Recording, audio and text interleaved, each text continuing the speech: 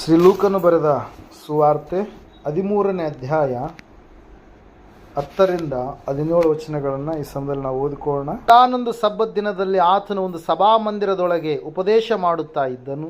ಅಲ್ಲಿ 18 ವರ್ಷಗಳಿಂದ ದೆವ್ವ ಬಡಿದು ಮೈಯಲ್ಲಿ ರೋಗವುಳ್ಳ ಒಬ್ಬ ಸ್ತ್ರೀಯು ಇದ್ದಳು. ಆಕೆಯು ನಡುಬಗ್ಗಿ ಹೋಗಿ ಸ್ವಲ್ಪವಾದರೂ ಮೈಯನ್ನು ಮೇಲಕ್ಕೆ ಎತ್ತಲಾರದೆ ಇದ್ದಳು. ಏಸು ಆಕೆಯನ್ನು ನೋಡಿ ಹತ್ತಿರಕ್ಕೆ ಕರೆದು ಆಕೆಗೆ, ಅಮ್ಮ, ನಿನಗೆ ರೋಗ ಬಿಡುಗಡೆಯಾಯಿತು ಎಂದು ಹೇಳಿ ಆಕೆಯ ಮೇಲೆ ತನ್ನ ಕೈಗಳನ್ನು ಇಟ್ಟನು.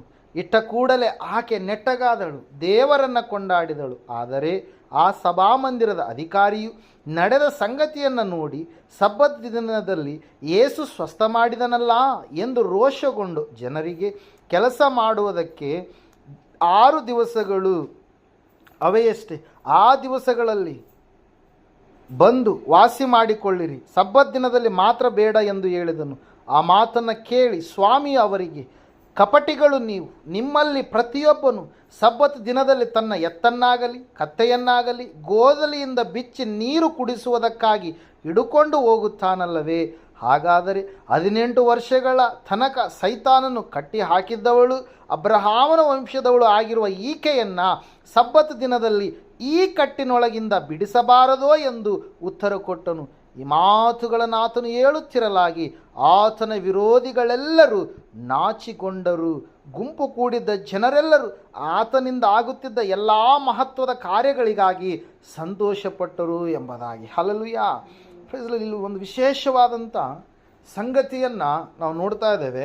ಯೇಸು ಕ್ರಿಸ್ತನು ಆತನು ಸಬ್ಬತ್ ದಿನದಲ್ಲಿ ಬೋಧನೆ ಮಾಡುವುದಕ್ಕಾಗಿ ಸಭಾಮಂದಿರದೊಳಕ್ಕೆ ಒಂದು ದಿವಸ ಹೋಗಿದ್ದಾರೆ ಪ್ರಿಯರೇ. ನಾವು ನೋಡ್ತಾ ಇದ್ದೇವೆ ಅಲ್ಲಿ ಒಂದು ವಿಶೇಷವಾದಂಥ ಸಂಗತಿ ಕಾರ್ಯ ಜರುಗ್ತಾ ಇದೆ.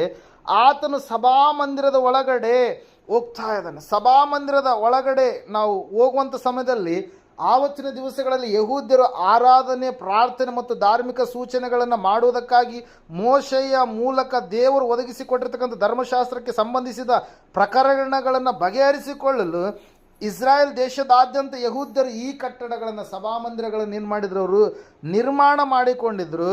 ಇವುಗಳು ಯಹೂದ್ಯರ ಧಾರ್ಮಿಕ ಜೀವಿತದ ಕೇಂದ್ರಗಳಾಗಿ ಇರುವಂಥದ್ದು ಮಾತ್ರವಲ್ಲ, ಅವರ ನಾಯಕರು ಬಯಸುವಾಗ ಕರ್ತನಾದ ಯೇಸು ಕ್ರಿಸ್ತನು ಸಭಾಮಂದಿರಗಳಲ್ಲಿ ದೇವರ ವಾಕ್ಯವನ್ನು ಆತನು ಏನು ಮಾಡ್ತಾ ಇದ್ದಂತೆ? ಕಲಿಸುತ್ತಾ ಇದ್ದನು. ಆತನು ಜನರಿಗೆ ಬೀದಿಗಳಲ್ಲಿ ಅಥವಾ ಪರ್ವತ ಪ್ರದೇಶಗಳಲ್ಲಿ ಅಥವಾ ಆತನ ಸುತ್ತಲೂ ಅವರು ಸೇರಿ ಬರುವಾಗೆಲ್ಲ ಆತನೇನು ಮಾಡ್ತಾ ಇದ್ದ?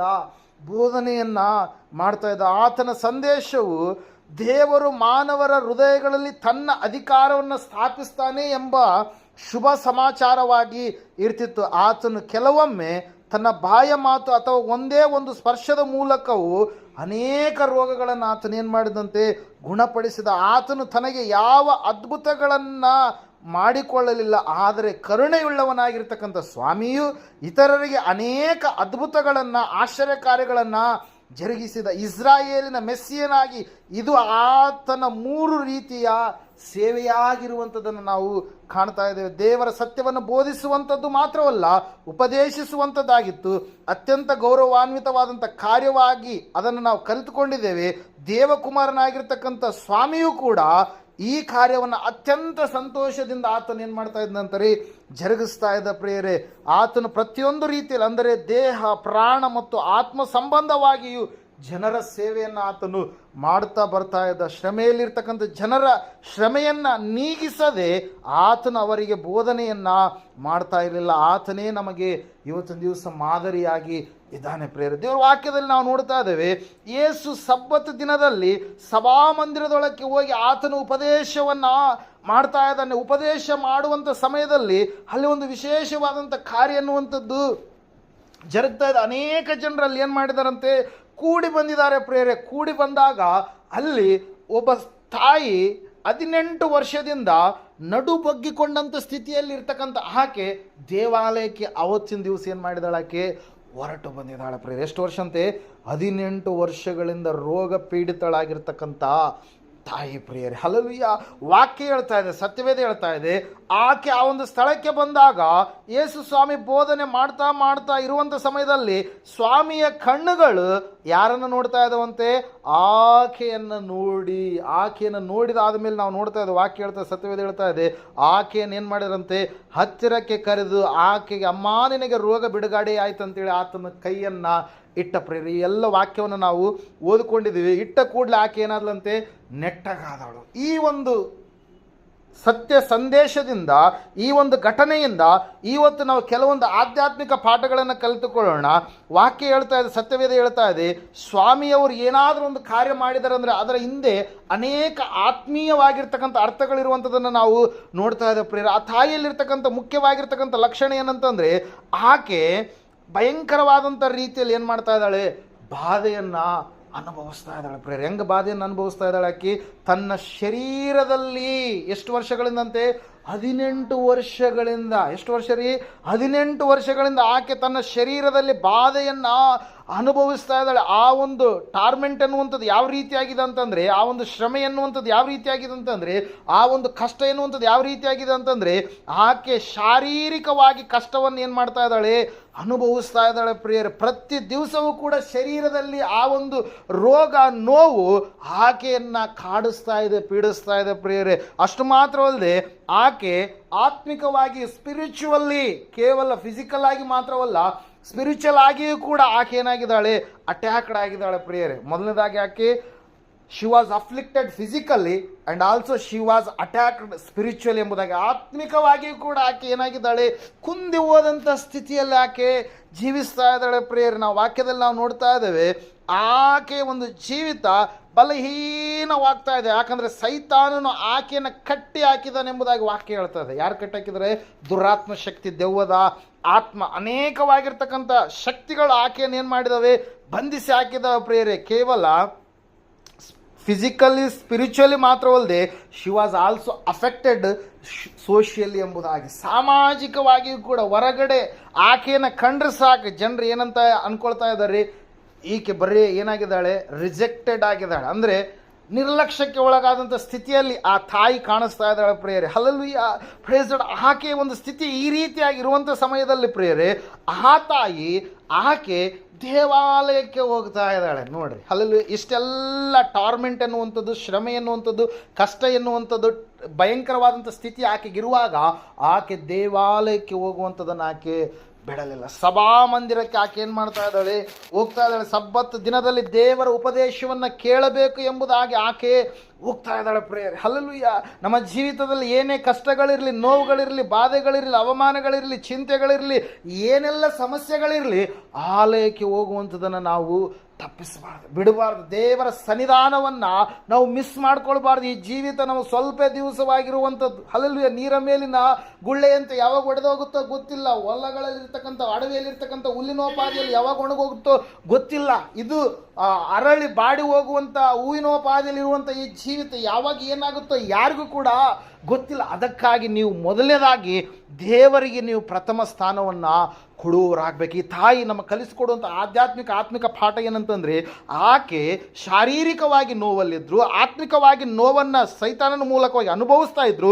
ಆಕೆ ಸಮಾಜದಿಂದ ಬಹಿಷ್ಕಾರದ ಒಂದು ಸ್ಥಿತಿಯಲ್ಲಿ, ರಿಜೆಕ್ಟೆಡ್ ಆದಂಥ ಒಂದು ಸ್ಥಿತಿಯಲ್ಲಿ ಆಕೆ ಇದ್ದರೂ ಕೂಡ, ಕುಟುಂಬದವರಿಂದ, ಸಮಾಜದವರಿಂದ, ಎಲ್ಲರಿಂದಲೂ ಕೂಡ ಆಕೆ ದೂರ ಹೋದಂಥ ಸ್ಥಿತಿಯಲ್ಲಿ ಇದ್ದರೂ ಕೂಡ ಆಕೆ ದೇವರನ್ನು ಹುಡುಕಿಕೊಂಡು ಎಲ್ಲಿ ಬಂದಿದ್ದಾಳ್ರಿ?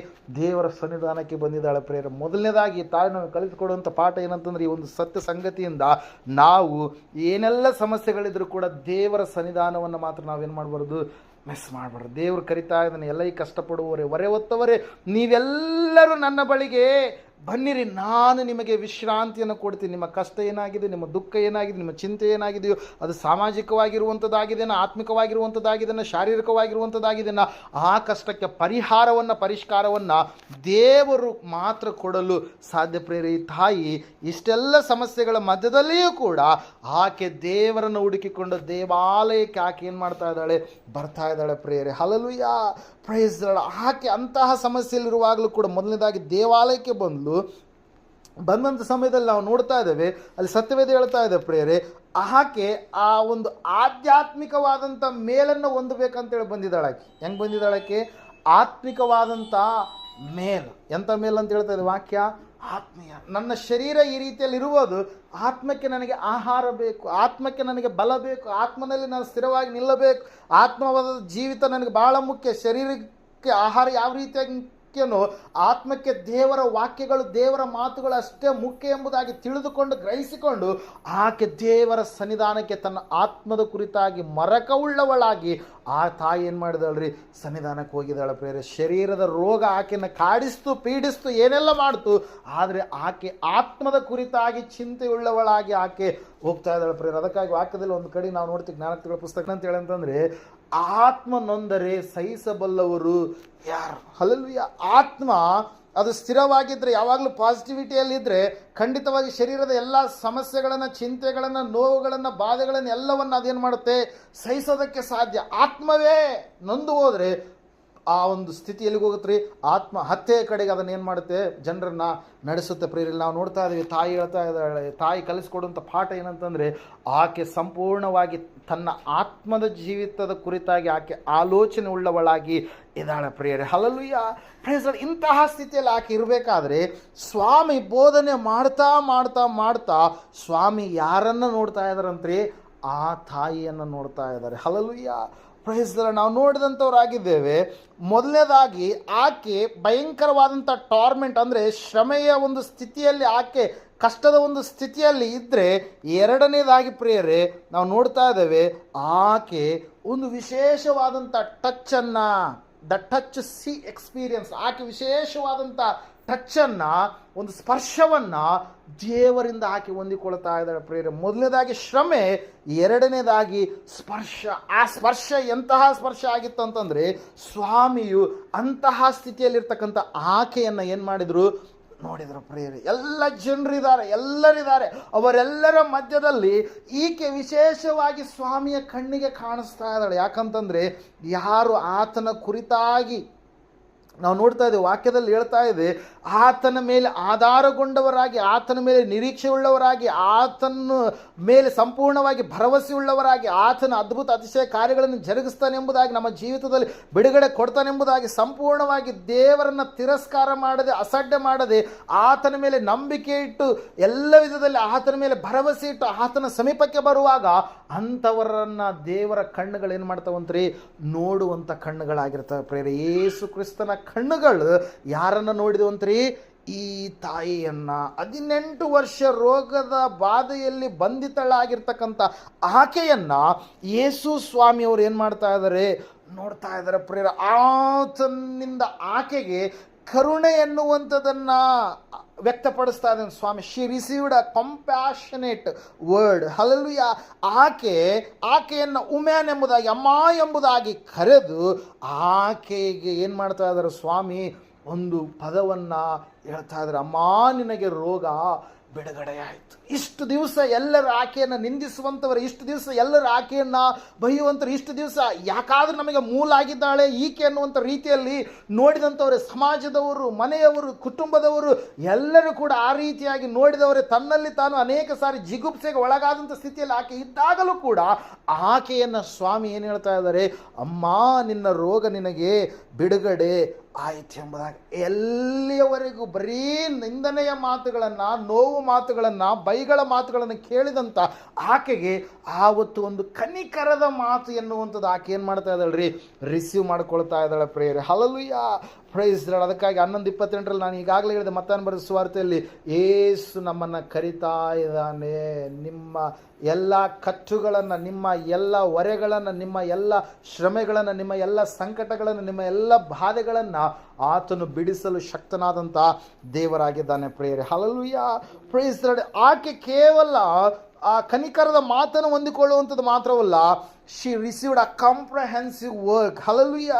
Price Lord. ಆ ತಾಯಿ ಸ್ವಾಮಿಯವರಿಂದ ದೊಡ್ಡದಾದಂಥ ಮಿರಾಕಲನ್ನು ಹೊಂದಿಕೊಂಡು ಪ್ರೇಯರ್, ಭಾಳ ಸ್ಪೀಡಿ ಆಗಿರ್ತಕ್ಕಂಥ, ಪರ್ಫೆಕ್ಟ್ ಆಗಿರ್ತಕ್ಕಂಥ, ಪಬ್ಲಿಕ್ ಪರ್ಮನೆಂಟ್ ಆಗಿರ್ತಕ್ಕಂಥ ಒಂದು ಮಿರಾಕಲ್ ಆಗಿ ಅದು ಇತ್ತು ಪ್ರೇಯರ್. ಹಲ್ಲೆಲೂಯಾ. ಯೇಸು ಹೇಳಿದ ಏನಂತೇಳಿ? ಅಮ್ಮ ನಿನಗೆ ರೋಗ ಬಿಡುಗಡೆ ಆಯಿತು ಎಂಬುದಾಗಿ ಹೇಳಿದಾಗ ನಾವು ನೋಡ್ತಾ ಇದ್ದೇವೆ ಪ್ರೇಯರೇ, ಆ ತಾಯಿ ಏನು ಮಾಡ್ತಾ ಇದ್ದಾರೆ? ಸ್ವಾಮಿಯವರ ಮಾತಿಗೆ ಕಿವಿಗೊಡ್ತಾ ಇದ್ದಾರೆ. Hallelujah, praise the Lord. ನೋಡ್ರಿ, ಸ್ವಾಮಿಯವರು ಆ ಮಾತನ್ನು ಹೇಳೋದಕ್ಕಿಂತ ಮುಂಚಿತವಾಗಿ ಏನು ಮಾಡ್ತಾ ಇದ್ದಾರೆ, ಆಕೆಯನ್ನು ನೋಡಿ ಏನು ಮಾಡ್ತಾ ಇದ್ದಾರೆ, ಹತ್ತಿರಕ್ಕೆ ಕರಿತಾ ಇದ್ದಾರೆ. ಏನು ಮಾಡ್ತಾ ಇದ್ದಾರೆ, ಹತ್ತಿರಕ್ಕೆ ಕರೆದು ಎಲ್ಲ ಜನರ ಮಧ್ಯದಲ್ಲಿ ಆಕೆಯನ್ನು ನೋಡಿ ಆಕೆಯನ್ನು ಏನು ಮಾಡಿದ್ರಂತೆ, ಹತ್ತಿರಕ್ಕೆ ಕರೆದ ಮೇಲೆ ನಾವು ನೋಡ್ತಾ ಇದ್ದೇವೆ, ಕರೆದಾಗ ಅನೇಕರು ಸ್ಪಂದಿಸುವಂಥವ್ರು ಭಾಳ ಕಡಿಮೆ, ಹೇಳಿದ ಮಾತಿಗೆ ವಿಧೇಯತೆಯನ್ನು ತೋರಿಸುವಂಥವ್ರು ಭಾಳ ಕಡಿಮೆ. ಆದರೆ ಈ ತಾಯಿ ಯಾವಾಗ ಸ್ವಾಮಿ ಕರೆದಾಗ ಸಂಪೂರ್ಣವಾಗಿ ಆಕೆ ಏನು ಮಾಡ್ತಾ ಇದ್ದಾಳ್ರಿ, ಸ್ವಾಮಿಯ ಹತ್ತಿರಕ್ಕೆ, ಸ್ವಾಮಿಯ ಸಮೀಪಕ್ಕೆ ಆ ತಾಯಿ ಏನು ಮಾಡ್ತಾ ಇದ್ದಾಳೆ, ಬರ್ತಾ ಇದ್ದಾಳೆ ಪ್ರಿಯರೇ. Hallelujah, praise. ಅದಕ್ಕಾಗಿ ದೇವ್ರ ವಾಕ್ಯ ಹೇಳ್ತಾ, ಸತ್ಯವೇದ ಹೇಳ್ತಾ ಇದೆ ಪ್ರಿಯರೇ, ಆತನು ಕರೆದಾಗ ನಾವು ಆತನ ಮಾತಿಗೆ ವಿಧೇಯತೆಯನ್ನು ತೋರಿಸಿ ನಾವೇನು ಮಾಡ್ಬೇಕ್ರಿ, ಬರುವವರಾಗಿರಬೇಕು. ಸ್ವಾಮಿ ನಮ್ಮನ್ನು ಕರೆದಾಗ ಸಂಪೂರ್ಣವಾಗಿ ಆತನ ಮಾತಿಗೆ ನಾವು ವಿಧೇಯತೆಯನ್ನು ತೋರಿಸಿ ಆತನ ಮಾತನ್ನು ಒಪ್ಪಿ ನಾವು ಬರುವವರಾಗಿ ಇರಬೇಕು. ಈ ತಾಯಿ ನೋಡ್ರಿ, ಅಂತಹ ನಡುಬಗ್ಗಿದ ಸ್ಥಿತಿಯಲ್ಲಿ ಇರುವಾಗಲೂ ಕೂಡ ಸ್ವಾಮಿಯ ಮಾತನ್ನು ಗೌರವಿಸ್ತಾ ಇದ್ದಾಳೆ. ಗುರುವಿನ ಮಾತಿಗೆ ಗೌರವ ಕೊಟ್ಟು ಆಕೆ ಏನು ಮಾಡ್ತಾ ಇದ್ದಾಳಂತ್ರಿ, ಆ ಸ್ವಾಮಿಯ ಬಳಿಗೆ ಬರ್ತಾ ಇದ್ದಾಳೆ ಪ್ರಿಯರೇ. ದೇವರ ಅದ್ಭುತವಾದಂಥ ಕಾರ್ಯ ತಾಯಿಯ ಜೀವಿತದಲ್ಲಿ ಜರುಗಿಸಿದ್ರು ಪ್ರಿಯರೇ. ಆತನ ಹಸ್ತ ಯಾವಾಗ ಆಕೆಯ ಮೈ ಮೇಲೆ ನಾವು ನೋಡ್ತಾ ಇದ್ದೇವೆ, ಆಕೆಯ ಮೇಲೆ ಇಟ್ಟ ಕೂಡಲೇ ಆಕೆ ಏನಾದ್ಲು ಅಂತ ಹೇಳ್ತಾ ಇದ್ದ ವಾಕ್ಯ, ನೆಟ್ಟಗಾದಳು ಎಂಬುದಾಗಿ. Hallelujah, praise the Lord. ನಾವು ನೋಡ್ತಾ ಇದ್ದೇವೆ ಪ್ರೇರೆ, ಸ್ವಾಮಿ ಹಸ್ತವನ್ನು ಯಾವಾಗಿಟ್ಟರೋ ಇಟ್ಟಂಥ ಸಮಯದಲ್ಲಿ ಆಕೆ ಸಂಪೂರ್ಣವಾಗಿ 18 ವರ್ಷದಿಂದ ನಡುಬಗ್ಗಿದ ಸ್ಥಿತಿಯಲ್ಲಿರ್ತಕ್ಕಂಥ ಆಕೆ ನೆಟ್ಟಗಾದಳು ಎಂಬುದಾಗಿ ವಾಕ್ಯ ಹೇಳ್ತಾ ಇದೆ. Hallelujah, praise the Lord. ಸ್ವಾಮಿಯ ಮಾತನ್ನು ಆಕೆ ಸಂಪೂರ್ಣವಾಗಿ ಏನು ಮಾಡ್ತಾ ಇದ್ದಾಳ್ರಿ, ವಿಧೇಯತೆಯನ್ನು ತೋರಿಸಿ ಸ್ವಾಮಿಯ ಬಳಿಗೆ ಬಂದ್ಲು.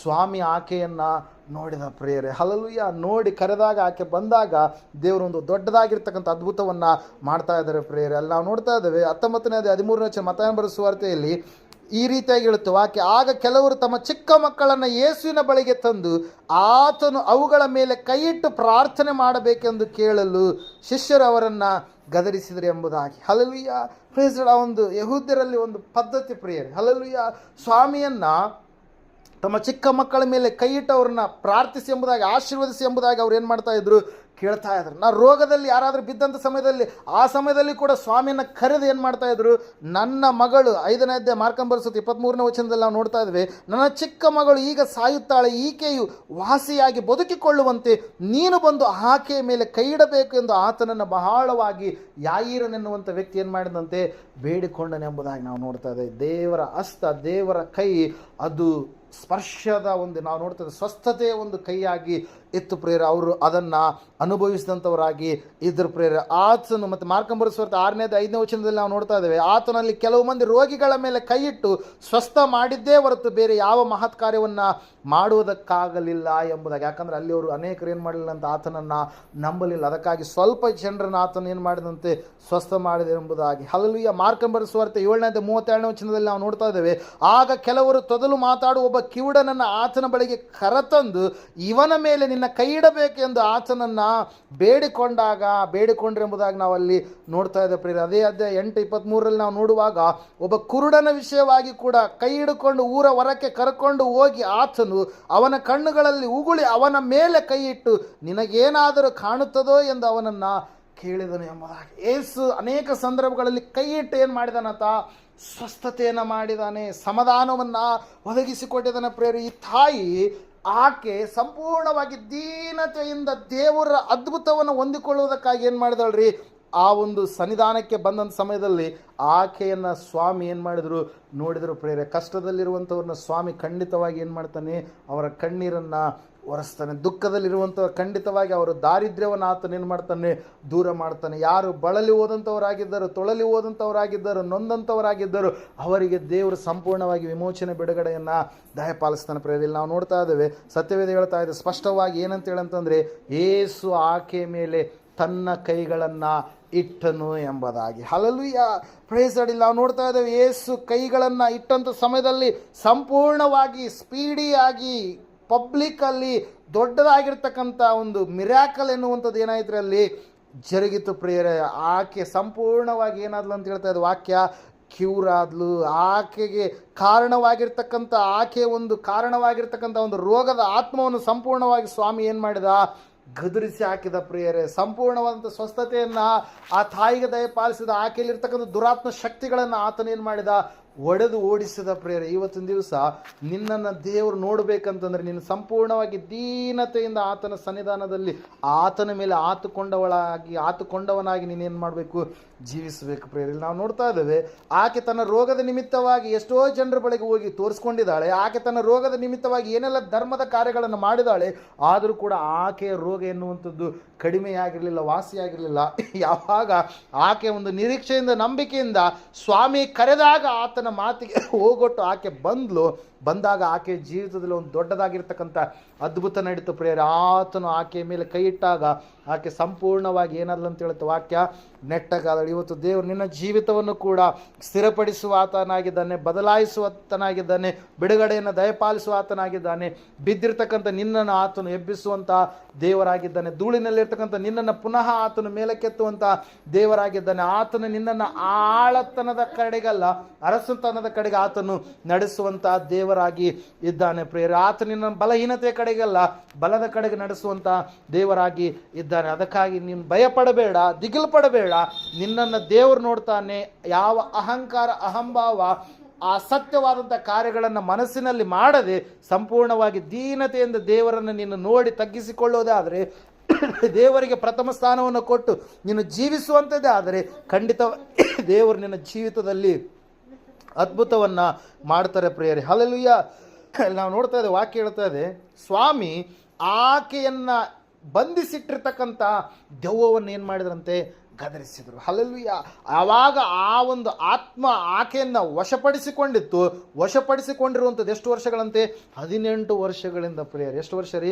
1 ವರ್ಷ ಅಲ್ಲ, 2 ವರ್ಷ ಅಲ್ಲ, 18 ವರ್ಷಗಳಿಂದ ಅದೇ ಸ್ಥಿತಿಯಲ್ಲಿದ್ದಾಳೆ. ಯಾರಿಂದಲೂ ಕೂಡ ಆಕೆಗೆ ಬಿಡುಗಡೆ ಕೊಡೋದಕ್ಕೆ ಆಗಲಿಲ್ಲ ಪ್ರಿಯರೇ. ಇವತ್ತು ಯೇಸು ಕೂಡ ನಿನ್ನ ಯಾವೊಂದು ಬಂಧನದಲ್ಲಿ ಬಂಧಿತಳಾಗಿ ನೀನಿದ್ದೀಯೋ ಆ ಎಲ್ಲ ಬಂಧನಗಳಿಂದ ದೇವರು ನಿನಗೆ ಬಿಡುಗಡೆ ಕೊಡೋದಕ್ಕೆ ಸಾಧ್ಯ ಆಗುತ್ತೆ. ಯಾವ ಚಟ ಇದೆಯೋ, ಯಾವೊಂದು ಪಾಪದ ಕಾರ್ಯ ಇದೆಯೋ, ಯಾವೊಂದು ಅಸಮಾಧಾನದ ಒಂದು ಕ್ರಿಯೆ ಇದೆಯೋ, ಯಾವೊಂದು ಬಲಹೀನತೆ ಇದೆಯೋ, ಯಾವೊಂದು ಚಿಂತೆ ಇದೆಯೋ, ಅವೆಲ್ಲ ಬಂಧನಗಳಿಂದ ದೇವರು ನಿನಗೆ ಬಿಡುಗಡೆ ಕೊಡ್ತಾನೆ. ಸೈತಾನನ ಕಪಿಮುಷ್ಟಿಯಿಂದ ಸಂಪೂರ್ಣವಾಗಿ ಅವನ ಸಂಕೋಲೆಗಳಿಂದ, ಬೇಡಿಗಳಿಂದ ನಿನ್ನನ್ನು ವಿಮೋಚನೆ ಮಾಡ್ತಾನೆ, ನಿನಗೆ ಸ್ವತಂತ್ರವನ್ನು ದಯಪಾಲಿಸ್ತಾನೆ ಪ್ರಿಯರೇ. ಅದಕ್ಕಾಗಿ ನಾವು ನೋಡ್ತಾ ಇದ್ದೇವೆ, ಯೇಸು ಆಕೆ ಜೀವಿತದಲ್ಲಿ ಒಂದು ಅದ್ಭುತವನ್ನು ಮಾಡಿದರು. ಸೈತಾನನನ್ನು ಆಕೆಯಿಂದ ತೊಲಗಿಸಿದರು ಪ್ರಿಯರೇ. ಆ ಸಮಯದಲ್ಲಿ ಆತನಿಗೆ ಏನಾಗ್ತಾ ಇದೆ, ಈ ಜನರು ಏನು ಮಾಡ್ತಾ ಇದ್ದಾರೆ ಅಂತ ಹೇಳ್ತಾರೆ ವಾಕ್ಯ, ಆತನು ಆವತ್ತಿನ ದಿವಸ ಸಬ್ಬತ್ ದಿವಸದಲ್ಲಿ ಅದ್ಭುತ ಕಾರ್ಯ ಮಾಡಿದ್ದಕ್ಕಾಗಿ ಆತನ ಮೇಲೆ ಕ್ರಿಟಿಸೈಸ್ ಮಾಡ್ತಾ ಇದ್ದಾರೆ ಆತನನ್ನು. ಹಲ್ಲೆಲೂಯಾ.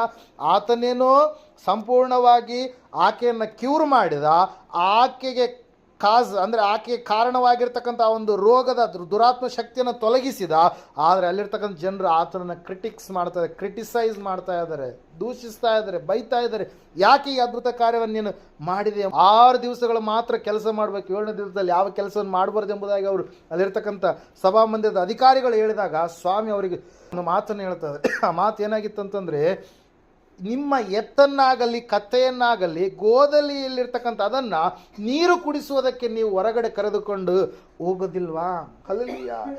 ಆ ನೀರು ಕುಡಿಸಲಿಕ್ಕೆ ನೀವು ಅದನ್ನು ಬಿಚ್ಚಿ ಯಾವ ರೀತಿಯಾಗಿ ಕರೆದುಕೊಂಡು ಹೋಗ್ತಿರೋ, ಅದು ಆ ಸಮಯದಲ್ಲಿ ನೀರನ್ನು ಕುಡಿದಾಗ ಅದಕ್ಕೇನಾಗುತ್ತೆ ರೀ? ಬಲ ಎನ್ನುವಂಥದ್ದು, ಶಕ್ತಿ ಎನ್ನುವಂಥದ್ದು ಅದು ಹೊಂದಿಕೊಳ್ಳೋದಕ್ಕೆ ಸಾಧ್ಯ ಆಗುತ್ತೆ. ಹಲ್ಲೆಲೂಯಾ. 18 ವರ್ಷಗಳಿಂದ ಈಕೆಯನ್ನು ಒಂದೇ ಸ್ಥಳದಲ್ಲಿ ಾಗಿ ಇರುವಂತೆ ಮಾಡಿರ್ತಕ್ಕಂಥ ದುರಾತ್ಮ ಶಕ್ತಿಯ ಕಟ್ಟಗಳಿಂದ ನಾನು ಬಿಡಿಸುವಂಥದ್ದು ಒಳ್ಳೇದಲ್ವಾ ಎಂಬುದಾಗಿ ಸ್ವಾಮಿ ಅವ್ರನ್ನೇನು ಮಾಡಿದ? ಗದರಿಸಿದನು ಎಂಬುದಾಗಿ ವಾಕ್ಯದಲ್ಲಿ ನಾವು ನೋಡ್ತಾ ಇದ್ದೇವೆ ಪ್ರೇರ. ಆ ಸಮಯದಲ್ಲಂತೆ ಅವರು ನಾಚಿಕೊಂಡ್ರು ಎಂಬುದಾಗಿ ವಾಕ್ಯ ಹೇಳ್ತಾ ಇದೆ. ಹಲ್ಲೆಲೂಯಾ. ಪ್ರೈಸ್. ದೇವರಿಗೆ ಯಾರು ತಿರುಗಿ ಎದುರು ಬೀಳ್ತಾರೋ ಪ್ರೇಯರ್ ನಾವು ನೋಡ್ತಾ ಇದ್ದೇವೆ, 5ನೇದಾಗಿ ಅವ್ರು ಏನು ಮಾಡ್ತಾರೆ ರೀ? ನಾಚಿಕೆಗೆ ಕಾರಣವಾಗ್ತಾರೆ. ಯಾಕಂದರೆ ಸ್ವಾಮಿಗೆ ವಿರುದ್ಧವಾಗಿ ಮಾತಾಡುವಂಥದ್ದು ಸಂಪೂರ್ಣವಾಗಿ ಅದು ಏನಾಗಿದೆ ರೀ? ಘೋರವಾಗಿರ್ತಕ್ಕಂಥ ಕೃತ್ಯ ಆಗಿ ಇದೆ ಎಂಬುದಾಗಿ ವಾಕ್ಯದಲ್ಲಿ ನಾವು ನೋಡ್ತಾ ಇದ್ದೇವೆ ಪ್ರೇಯರ್. ಯಾಕಂದರೆ ಸೃಷ್ಟಿಕರ್ತನ ಆತನಿಗೆ ನಾವು ವಿರುದ್ಧವಾಗಿ ಮಾತಾಡೋದಕ್ಕೆ ನಾವು ಎಷ್ಟು ಸಣ್ಣವರಾಗಿದ್ದೀವಿ, ನಮ್ಮನ್ನು ನಾವು ಏನು ಮಾಡಬೇಕು? ಪರೀಕ್ಷೆ ಮಾಡ್ಕೊಳ್ಬೇಕು ಪ್ರೇಯರ್. ನಾವು ನೋಡ್ತಾ ಇದ್ದೇವೆ ಆ ಸಮಯದಲ್ಲಿ ಆ ಜನರಂತೆ ಅವರು ನಾಚಿಕೊಂಡ್ರು ಎಂಬುದಾಗಿ. ಯಾಕಂದರೆ ಯೇಸು ಸ್ವಾಮಿ ಹೇಳಿರ್ತಕ್ಕಂಥ ಪ್ರತಿಯೊಂದು ಮಾತು ಕೂಡ ಏನಾಗಿತ್ತು ರೀ? ಸತ್ಯ ಆಗಿತ್ತು. ಹಲ್ಲೆಲೂಯಾ. ಪ್ರತಿಯೊಂದು ಕೂಡ ನಿಜವಾಗಿ ಅದು ಇತ್ತು. ಆ ಸಮಯದಲ್ಲಿ ಆ ಮಾತನ್ನು ಹೇಳಿದಾಗ ಅವರು ನಾಚಿಕೆಗೆ ಒಳಗಾದರು. ದೇವರಿಗೆ ವಿರೋಧವಾಗುವಂಥವರೆಲ್ಲರಿಗೂ ಕೂಡ ನಾಚಿಕೆ ಎನ್ನುವಂಥದ್ದು ಅವರ ಜೀವಿತದಲ್ಲಿ ಏನಾಗುತ್ತೆ? ಅದು ಕವಿಯುತ್ತೆ ಪ್ರಿಯರೇ. ಅದಕ್ಕಾಗಿ ನಾವು ದೇವರನ್ನು ವಿರುದ್ಧ ಮಾಡಿಕೊಳ್ಳೋದಲ್ಲ, ದೇವರಿಗೆ ಒಳಗಾಗಿ ವಿಧೇಯತೆಯಿಂದ ನಾವು ಜೀವಿಸುವಂಥದ್ದನ್ನು ನಾವು ಕಲಿತುಕೊಳ್ಳುವವರಾಗಿ ಇರಬೇಕು. ಯಾಕಂದರೆ ದೇವರ ಎಲ್ಲದರ ಮೇಲೆ ಅಧಿಕಾರಿಯಾಗಿ ಆತನು ಇದ್ದಾನೆ. ಭೂಮಿ, ಆಕಾಶ, ಸೂರ್ಯ, ಚಂದ್ರ, ನಕ್ಷತ್ರ, ಕಣ್ಣಿಗೆ ಕಾಣುವ ಕಾಣದಿರುವ ಕೂಡ ಉಂಟು ಮಾಡಿದಂಥ ಆತನಾಗಿದ್ದಾನೆ ಪ್ರಿಯರೇ. ಎಲ್ಲ ಕಾರ್ಯಗಳು ನಡೀತಾ ಇರಬೇಕಾದ್ರೆ ಆಕೆ ಏನಾದ್ಲಂತೆ, ನೆಟ್ಟಗಾದಾಳ. ಹಲ್ಲೆಲೂಯಾ. ಮೊದಲನೇದಾಗಿ ಆಕೆ ಟಾರ್ಮೆಂಟಲ್ಲಿದ್ದರು, ಶ್ರಮೆಯಲ್ಲಿದ್ಲು. ಎರಡನೇದಾಗಿ ಆಕೆಗೆ ದೇವರಿಂದ ಒಂದು ಟಚ್ ಅನ್ನುವಂಥದ್ದು, ಸ್ಪರ್ಶ ಅನ್ನುವಂಥದ್ದು ಆದಮೇಲೆ ಈಗ ಆಕೆ ಸಂಪೂರ್ಣವಾಗಿ ಟ್ರಾನ್ಸ್ಫರ್ಮ್ ಆಗ್ತಾ ಇದ್ದಾಳೆ. ಆಕೆ ಅದನ್ನು ಎಂಜಾಯ್ ಮಾಡ್ತಾ ಇದ್ದಾಳೆ ಪ್ರಿಯರೇ. ಹಲ್ಲೆಲೂಯಾ. ಈಗ ಆಕೆ ಏನಾಗಿದ್ದಾಳೆ, ಸಂಪೂರ್ಣವಾಗಿ ಟ್ರಾನ್ಸ್ಫರ್ಮ್ ಆಗಿದ್ದಾಳೆ. ಅಂದ್ರೆ ಆಕೆ ಏನಾಗಿದ್ದಾಳೆ ರೀ, ವರ್ಗಾವಣೆ ಆಗಿದ್ದಾಳೆ. ಹೆಂಗೆ ವರ್ಗಾವಣೆ ಆಗಿದ್ದಾಳೆ? ಆಕೆ ರೋಗದಿಂದಿರ್ತಕ್ಕಂಥ ಆಕೆ ಈಗ ಸಂಪೂರ್ಣವಾಗಿ ಹೆಂಗಾಗಿದ್ದಾಳೆ ರೀ, ಆರೋಗ್ಯವಂತಳಾಗಿ ಬದಲಾವಣೆಯಾಗಿದ್ದಾಳೆ. ಹಲ್ಲೆಲೂಯಾ.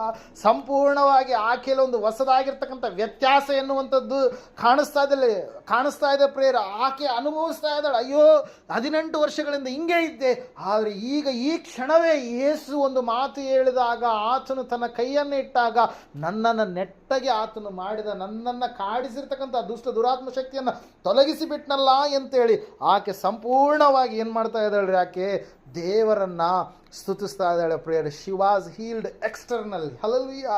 Praise Lord. ಆಕೆ ಸಂಪೂರ್ಣವಾಗಿ ಶಾರೀರಿಕವಾಗಿ ಆಕೆ ಏನಾಗ್ತಾ ಇದ್ದಾಳ್ರಿ, ಸ್ವಸ್ಥತೆಯನ್ನು ಹೊಂದುತ್ತಾ ಇದ್ದಾಳೆ. ಆಕೆ ಸಂಪೂರ್ಣವಾಗಿ ಮಾನಸಿಕವಾಗಿ ಶಿ ವಾಸ್ ಹೀಲ್ಡ್ ಎಮೋಷನಲಿ. ಆಕೆ ಸಂಪೂರ್ಣವಾಗಿ ಏನಾಗ್ತಾ ಇದ್ದಾಳ್ರಿ, ಆತ್ಮನಲ್ಲಿ ಪರವಶಳಾಗಿ ಇಲ್ಲಿಯವರೆಗೆ ಆಕೆಗೆ ಇರ್ತಕ್ಕಂಥ ಒಂದು ನಾಚಿಕೆ, ಇಲ್ಲಿಯವರೆಗೆ ಆಕೆಗೆ ಇರ್ತಕ್ಕಂಥ ಒಂದು ಬಲಹೀನತೆ ತೊಲಗಿಸಲ್ಪಡ್ತಲ್ಲ ಎಂಬುದಾಗಿ ಸಂಪೂರ್ಣವಾಗಿ ಆಕೆ ಏನು ಮಾಡ್ತಾ ಇದ್ದಾಳ್ರಿ, ಈಗ ಆಕೆ ಆನಂದಿಸ್ತಾ ಇದ್ದಾಳೆ ಪ್ರೇಯರೇ. ಸಂಪೂರ್ಣವಾಗಿ ಎಮೋಷನಲ್ಲಿ, ಆತ್ಮನಲ್ಲಿ ಕೂಡ ಆಕೆ ಏನು ಮಾಡ್ತಾ ಇದ್ದಾಳೆ, ಆನಂದಿಸ್ತಾ ಇದ್ದಾಳೆ ಪ್ರೇಯರ್. ಆಧ್ಯಾತ್ಮಿಕ ಪಾಠ ಏನಂತಂದರೆ, ನಾವು ದೇವರು ನಮ್ಮ ಜೀವಿತದಲ್ಲಿ ಅದ್ಭುತ ಮಾಡಿದಾಗ, ದೇವರು ನಮ್ಮ ಜೀವಿತದಲ್ಲಿ ಬಿಡುಗಡೆ ಕೊಟ್ಟಾಗ ಆತನನ್ನು ನಾವು ಏನು ಮಾಡ್ಬೇಕಂತ ಹೇಳ್ತೇವೆ ವಾಕ್ಯ, ಕೊಂಡಾಡುವವರಾಗಬೇಕು. ಆಕೆ ನೆಟ್ಟಗಾದಳು, ಮತ್ತೆ ದೇವರನ್ನು ಆಕೆ ಏನು ಮಾಡಿಲ್ಲಂತೆ, ಕೊಂಡಾಡಿದಳು ಎಂಬುದಾಗಿ ವಾಕ್ಯ ಹೇಳುತ್ತೆ. ಆಕೆ ದೇವರನ್ನು ಸ್ತುತಿಸಿದ್ಲು, ಆಕೆ ದೇವರನ್ನು ಮರೆಯಲಿಲ್ಲ.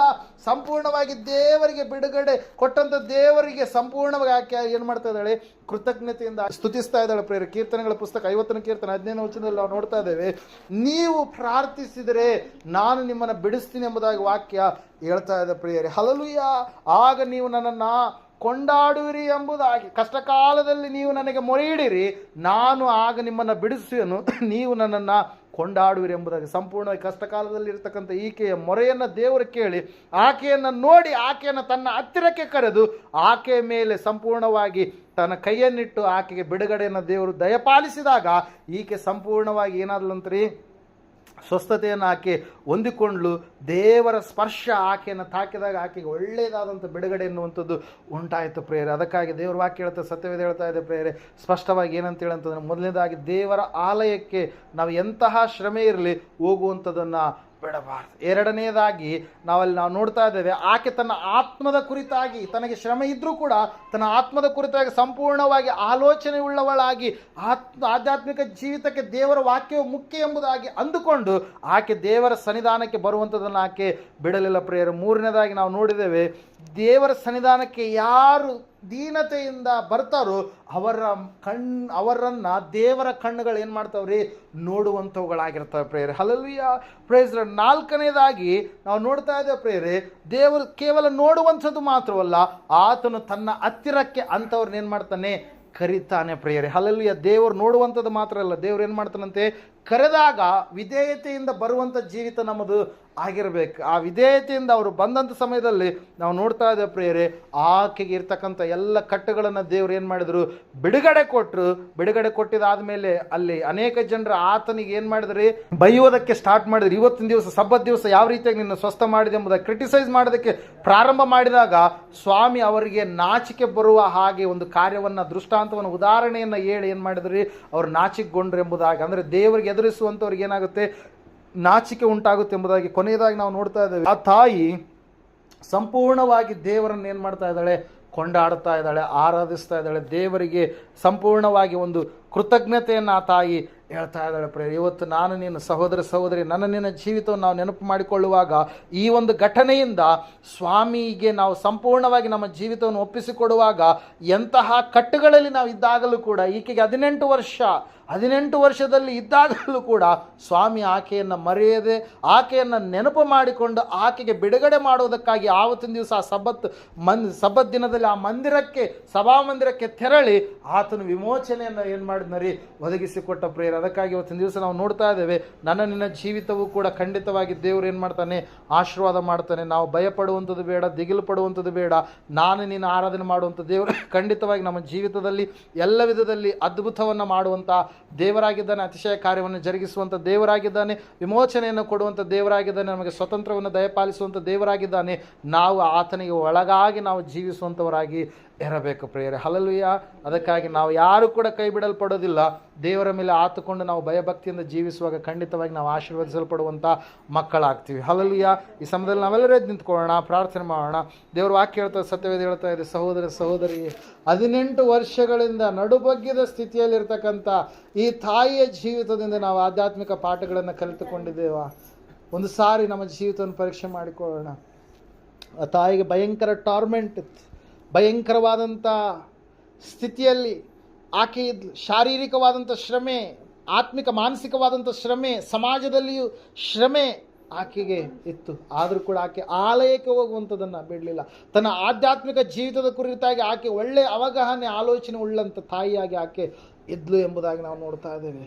ಎರಡನೇದಾಗಿ ಪ್ರಿಯರೇ, ಆಕೆಗೆ ದೇವರಿಂದ ಒಂದು ವಿಶೇಷವಾದಂಥ ಟಚ್, ಹಲ್ಲೆಲೂಯಾ, ಸ್ಪರ್ಶ ಎನ್ನುವಂಥದ್ದು. ಟಾರ್ಮೆಂಟಲ್ಲಿ ಇದ್ದಾಗ ದೇವರ ಸ್ಪರ್ಶ ಎನ್ನುವಂಥದ್ದು ಬಹಳ ಮುಖ್ಯ. ಆಕೆ ಅದನ್ನು ಸಂಪೂರ್ಣವಾಗಿ ಅನುಭವಿಸಿದ್ಲು. ಸ್ಪೀಡಿಯಾಗಿ ಪಬ್ಲಿಕ್ಕಲ್ಲಿ ಆ ಒಂದು ಮಿರಾಕಲ್ ಎನ್ನುವಂಥದ್ದು ಪರ್ಫಾರ್ಮ್ ಆದಾಗ ಅದ್ಭುತವಾದಂಥ ರೀತಿಯಲ್ಲಿ ಆಕೆ ವಿಮೋಚನೆಯನ್ನು ಹೊಂದಿಕೊಂಡ್ಳು ಪ್ರಿಯರೇ. ಆಕೆ ಸಂಪೂರ್ಣವಾಗಿ